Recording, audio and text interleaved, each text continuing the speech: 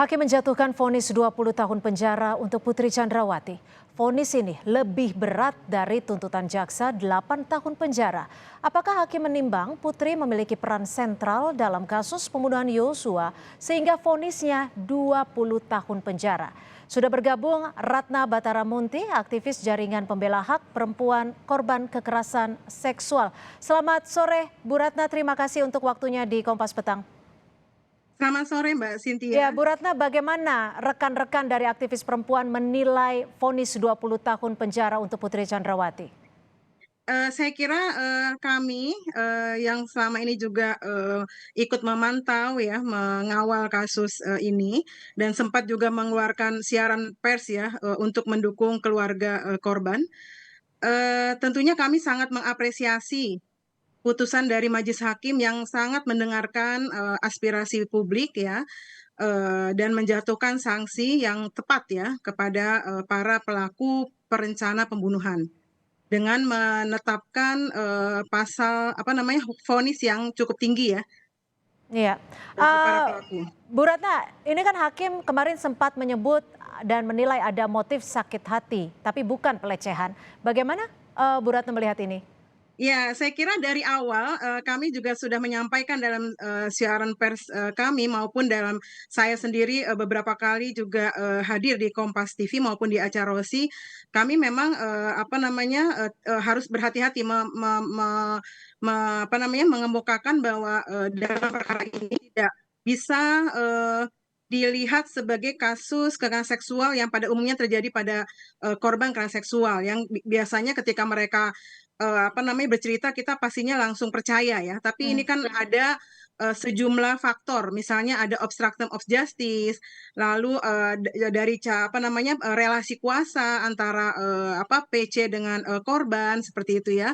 Hmm. Jadi ada berbagai hal, kemudian juga fakta-fakta persidangan yang sempat terungkap, bagaimana 15 menit itu PC setelah dibanting 3 kali, diperkosa, dia mencari-cari pelaku, itu hal yang sangat tidak, tidak apa, tidak biasa ya, hal yang sangat tidak umum terjadi pada korban kekerasan seksual. Jadi, dari awal, kita mengingatkan agar, tidak menempatkan PC ini seperti, umumnya korban KS ya, Korban yang selama pelecehan. selama ini kita tangani ya, memang tidak seperti yang terjadi pada PC. Jadi kita memang, Ya, tidak, langsung bisa percaya gitu. Ternyata fakta di persidangan mengungkap semuanya gitu ya. baik. Dan juga dari pertimbangan hakim, walaupun ada, ahli psikolog forensik itu tidak meyakinkan hakim, tidak cukup meyakinkan karena memang saya tidak mendengar ada penjelasan yang, logis ya, kenapa 15 menit itu, apa namanya, seorang korban yang sudah diperlakukan seperti itu bisa mencari-cari, pelaku dan bahkan hakim menyatakan dia sempat menenangkan, pelaku, padahal dalam hari ini kan yang menjadi korban PC menurut dia kan. Hmm. Heeh, jadi itu Hmm. bagi hakim, sehingga bagi hakim, Termasuk tidak adanya keterangan bukti visum psikolog yang terkait dengan ya kekerasan seksual. ya meskipun tidak ada Ya, visum, selama ini korban KS itu kan juga baik. melapor bisa setahun, 2 tahun ya.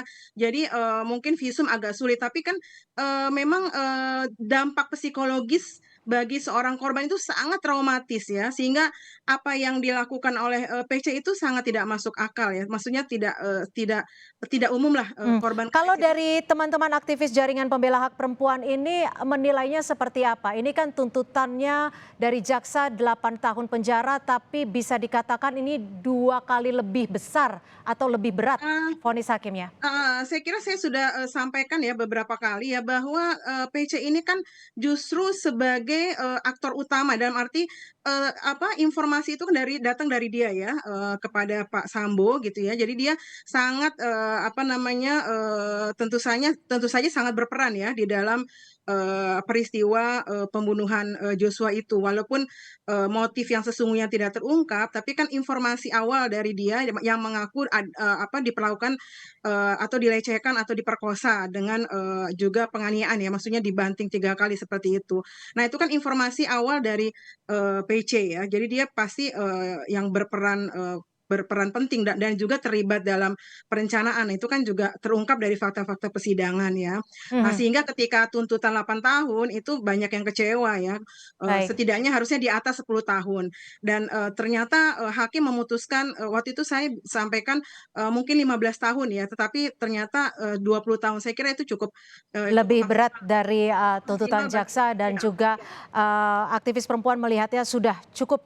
Oke, terakhir singkat saja Bu Ratna, bagaimana aktivis dari Jaringan Pembela Hak Perempuan ini melihat kasus ini?